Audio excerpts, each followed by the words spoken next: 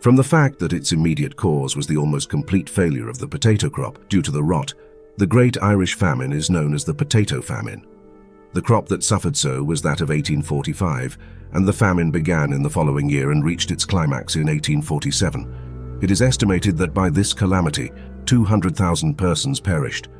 The population of Ireland in 1845 is supposed to have been nearly 9 millions. The manufactures were small, and the people depended on the potato crop and had no other resource in time of scarcity. For several years, the potato yield had been abundant, the country was comparatively prosperous, and the temperance movement led by Father Matthew promised a happier future. A great harvest was expected in 1845, but almost at a single stroke this expectation was blasted. For although the crop was large, the greater part of it was destroyed in the ground, and the potatoes that were gathered rotted in pit and storehouse. The farmers taxed all their means and energies to secure even a larger crop in 1846, but the blight of that year was even more fatal than the last. To pinching want was added discouragement, and the people sat in the shadow of a frightful catastrophe. In vain the British government was called upon to give relief through Parliament, until in the autumn of 1846, parliamentary authority was obtained to grant baronial loans. But these and every local endeavour to mitigate the suffering failed, and the destructive work of the famine continued, the number of victims increasing to the end of that fatal year. The condition of Ireland at the opening of the year 1847 is one of the most painful chapters in the annals of mankind. An industrious and hospitable race were in the pangs of a devouring famine. Deaths of individuals, of husband and wife, of entire families were becoming common. The potato blight had spread from the Atlantic to the Caspian, but there was more suffering in one parish of Mayo than in all the rest of Europe. From Connaught, where distress was greatest, came batches of inquests with the horrible verdict, "died of starvation." In some instances, the victims were buried wrapped in a coarse coverlet, a coffin being too costly a luxury. The living awaited death with a listlessness that was at once tragic and revolting. Women with dead children in their arms were seen begging for a coffin to bury them. At Skibbereen, in the fruitful County Cork, whose seaports were thronged with vessels laden with corn, cattle and butter for England, the rate collector told a tragic tale. Some houses he found deserted. The owners had been carried to their graves. In one cabin there was no other occupant than 3 corpses. In a once prosperous home, a woman and her children had lain dead and unburied for a week. In the fields, a man was discovered so fearfully mangled by dogs that identification was impossible. The people saw the harvest they had reared carried away to another country without an effort, for the most part, to retain it. The sole food of the distressed class was cornmeal imported from India, which had paid freight and storage in England, and had been obtained in exchange for English manufactures. Under a recent law, a peasant who accepted public relief forfeited his holding, and thousands were ejected under this cruel provision. But landowners were not content with one process alone. They closed on the people with ejectments and turned them out on the road. In more than one county, rents falling due in November for land that no longer yielded food to the cultivator were enforced in January. In the southwest, the peasantry had made some frantic efforts to clutch their harvest and to retaliate for their sufferings in blind vengeance, but the law carried a sharp sword. 8 counties or parts of counties were proclaimed, and a special commission, after a brief sitting in Clare and Limerick, left 11 peasants for the gallows. The gentry, who were responsible in the first place for the protection of the people from whom they drew their income, insisted that the calamity was an imperial one and ought to be borne out of the exchequer of the empire. If there was no irresistible title of brotherhood, at lowest the stronger nation had snatched away from the weaker the power of helping itself, and still drew away during this terrible era £500,000 every month in the shape of absentee rents. The demand was put aside contemptuously. The claim of the nationalists to re-enter on the management of their own affairs, since it was plain England could not manage them successfully, was treated as sedition. On the relief committees, doctors, clergymen and country gentlemen bore the burden of the work, but a multitude of the gentry stood apart, as if the transaction did not concern them. They were busy in transferring the harvest to England, or clearing the population off their estates. The English officials in Ireland accused them of jobbing in public works, or quartering their relations and dependents on the relief fund as overseers, and in some extreme cases of obtaining grants for their own families of money, designed for the suffering poor on their estates. The benevolence of the minority could not counterbalance these odious offences, and deadly hatred was sown, which has since borne an abundant harvest.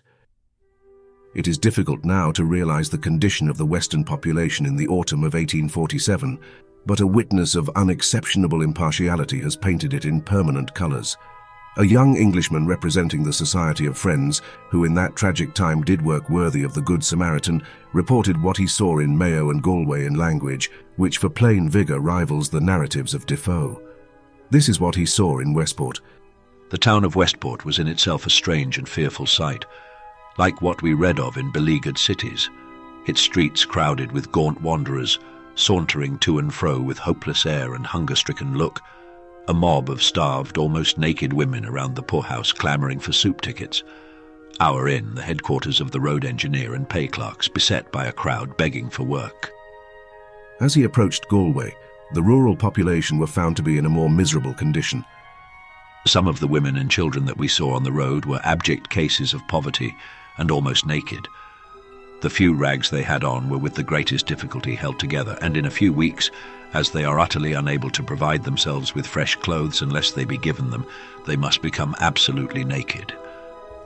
And in another district, as we went along, our wonder was not that the people died, but that they lived, and I have no doubt whatever that in any other country the mortality would have been far greater, that many lives have been prolonged, perhaps saved, by the long apprenticeship to want in which the Irish peasant has been trained. The weekly returns of the dead were like the bulletins of a fierce campaign. As the end of the year approached, villages and rural districts, which had been prosperous and populous a year before, were desolate. In some places, the loss amounted to half the resident population. Even the poorhouses shut up, and paupers did not escape. More than 1 in 6 perished of want. The people did not everywhere consent to die patiently. In Armagh and Down, groups of men went from house to house in the rural districts and insisted on being fed. In Tipperary and Waterford, corn stores and bakers' shops were sacked. In Donegal, the people seized upon a flour mill and pillaged it. In Limerick, 5,000 men assembled on Tory Hill and declared that they would not starve. A local clergyman restrained them by the promise of speedy relief.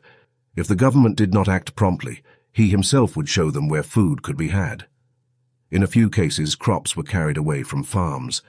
The offences which spring from suffering and fear were heard of in many districts, but they were encountered with instant resistance. There were 30,000 men in red jackets, carefully fed, clothed and lodged, ready to maintain the law. 4 prisoners were convicted at the Galway assizes of stealing a filly, which they killed and ate to preserve their own lives. In Enniskillen, 2 boys under 12 years of age were convicted of stealing 1 pint of cornmeal cooked into stirabout, and Chief Justice Blackburn vindicated the outraged law by transporting them for 7 years. Other children committed larcenies that they might be sent to jail where there was still daily bread to be had. The social disorganization was a spectacle as afflicting as the waste of life. It was the waste of whatever makes life worth possessing. Trade was paralyzed. No one bought anything which was not indispensable at the hour. The loss of the farmers in potatoes was estimated at more than 20 million sterling, and with the potatoes, the pigs which fed on them disappeared. The seed procured at a high price in spring again failed. Time, money and labor were lost, and another year of famine was certain. All who depended on the farmer had sunk with him. Shopkeepers were beggared, tradesmen were starving. The priests living on voluntary offerings were sometimes in fearful distress when the people had no longer anything to offer. The people fled before the famine to England, America, and the British colonies. They carried with them the seed of disease and death. In England, a bishop and more than 20 priests died of typhus, caught in attendance on the sick and dying. More than 100,000 souls fled to the United States and Canada. The United States maintained sanitary regulations on shipboard, which were effectual to a certain extent. But the emigration to Canada was left to the individual greed of ship owners, and the emigrant ships rivaled the cabins of Mayo or the fever sheds of Skibbereen. Crowded and filthy, carrying double the legal number of passengers who were ill-fed and imperfectly clothed and having no doctor on board. The holds, says an eyewitness, were like the black hole of Calcutta, and deaths occurred in myriads. The survivors, on their arrival in the new country, continued to die and to scatter death around them. At Montreal, during 9 weeks, 800 emigrants perished, and over 900 residents died of diseases caught from emigrants.